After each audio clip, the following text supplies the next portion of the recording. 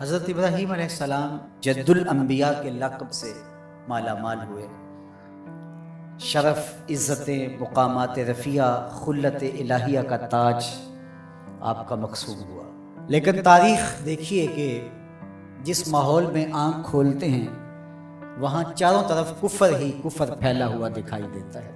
جب یہ بڑے ہوئے، بلوغت کے قریب پہنچے تو لوگ بتوں کے آگے آسن مارے بیٹھے تھے، ان کے سامنے دست بستہ حاضر تھے اور دیر تک ان کی پوجا پاٹ کرتے تھے. وہ ایک میلے پہ جاتے تھے، سال میں 2 دفعہ شہر سے باہر ایک کشادہ میدان میں میلہ ٹھیلا کرتے تھے، اور جب 3 دن کے بعد واپس پلٹتے تو سب سے پہلے بت خانے میں ہی آتے اور بتوں کو سلام کرنے کے بعد پھر گھروں میں پلٹتے. یہ ان کا مزاج تھا. اب وہ میلہ دیکھنے گئے. حضرت ابراہیم علیہ السلام نے ہاتھ میں کلہاڑا پکڑا اور ان کے بڑے معبد، بڑے بت خانے کا رخ کیا اور توحید کا واحد علم بردار ان بتوں پہ ٹوٹ پڑا.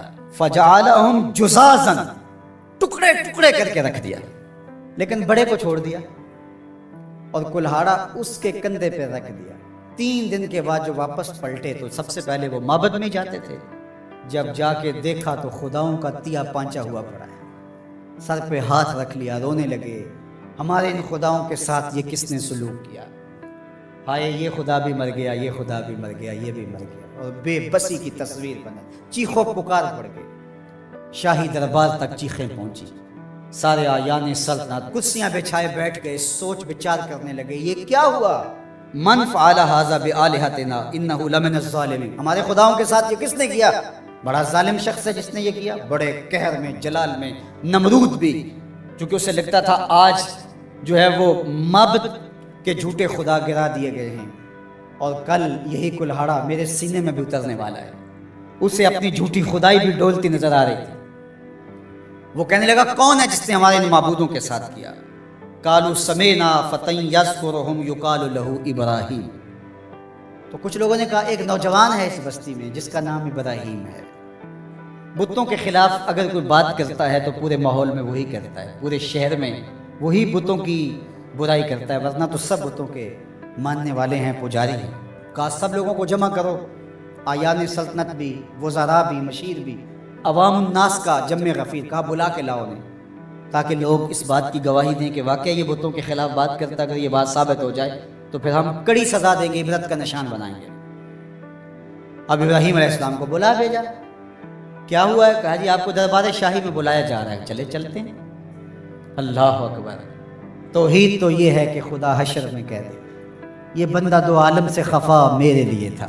تو حضرت خلیل جب پہنچے تو انہوں نے جاتے ہی حملہ کیا. قالوا انت فعلت ھذا بآلہتنا یا ابراہیم، ہمارے ان خداؤں کے ساتھ یہ سلوک ہے ابراہیم تم نے کیا ہے؟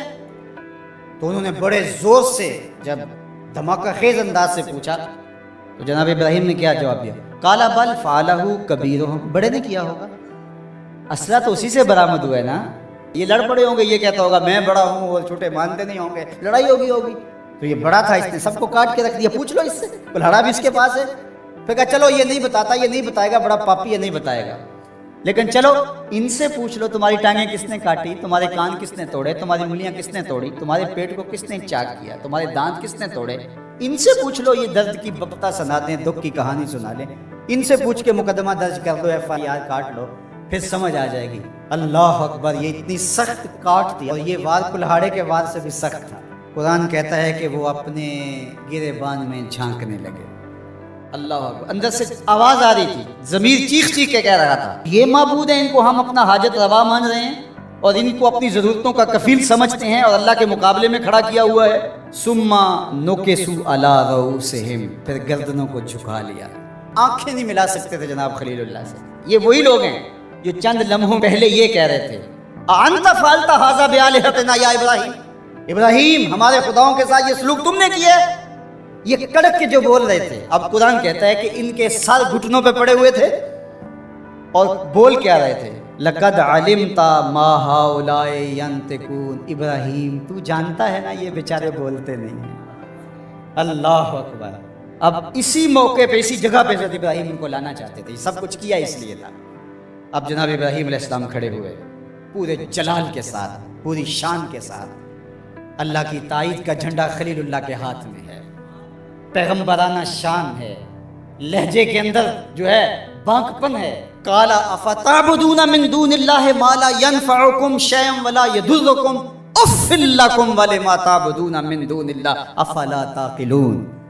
آپ نے فرمایا ان کو پوچھتے ہو اللہ کے سوا جو نہ تمہیں نفع دے سکتے ہیں نہ تمہیں نقصان دے سکتے ہیں۔ پھر اتنی زوردار ضرب کہ ان کے عقیدے پاش پاش ہو کے رہ گئے۔ اف لکم، توف ہے تمہارے اوپر، افسوس ہے تمہارے اوپر، وَلِمَا تَعْبُدُونَ مِن دُونِ اللَّهِ، اور ان پر بھی افسوس جن کو تم پوچھتے ہو، تمہارے میں عقل نہیں ہے۔ اللہ اکبر۔ اب کوئی دلیل آگے موجود نہیں تھی، اور جب دلیلیں ساکت ہو جائیں تو پھر لوگ جو ہیں وہ دوسرے انداز میں اتر آتے ہیں۔ اب انہوں نے کیا کہا، اگر کچھ کرنا چاہتے ہو تو ان کو جلاؤ، اس کے علاوہ کوئی راستہ نہیں۔ اب ایک چخا تیار ہونے لگی۔ اچھا، ایک شخص کو منظر نامے سے ہٹانے کے لیے تلوار کا ایک وار کافی نہیں تھا، لیکن وہ نشانی عبرت بنانا چاہتے تھے۔ بہت بڑا الاؤ آگ کا تیار کیا جانے لگا، جس میں مہینہ 2 مہینہ مسلسل اس کے اندر ایندھن ڈالا جاتا رہا۔ پھر جب اس کو آگ دی گئی تو ایسی آگ بھڑکی کہ کئی میلوں سے اس کے شعلے نظر آتے ہیں، اور کوئی افق سے گزرتا ہے پرندہ تو وہ بھی جل بھن کے کباب ہو کے اس کے اندر گر پڑتا ہے۔ اللہ اکبر۔ حضرت ابراہیم علیہ السلام بیٹھے ہیں، بدن کو جکڑ دیا گیا، منجنیق میں ڈال کر گھمانے لگے۔ حضرت جبرائیل امین نے عرض کی کہ اگر آپ کہیں تو رب کی بارگاہ میں عرض کروں یہ مشکل ٹل جائے۔ کہا مجھے آپ کی کوئی حاجت نہیں۔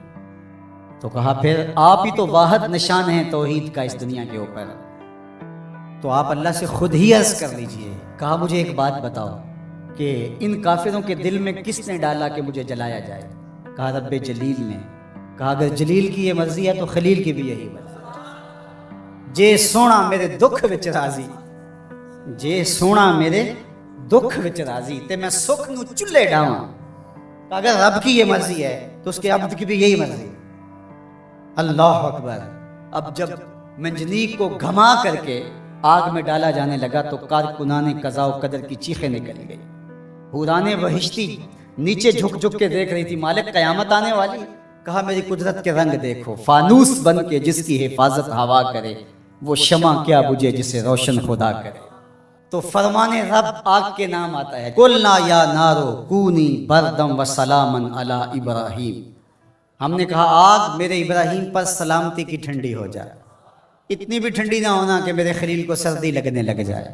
40 یا 50 دن تک اس آگ کے اندر رہے، آگ بجھنے نہیں پا رہی تھی، اتنا بڑا الاؤ تھا۔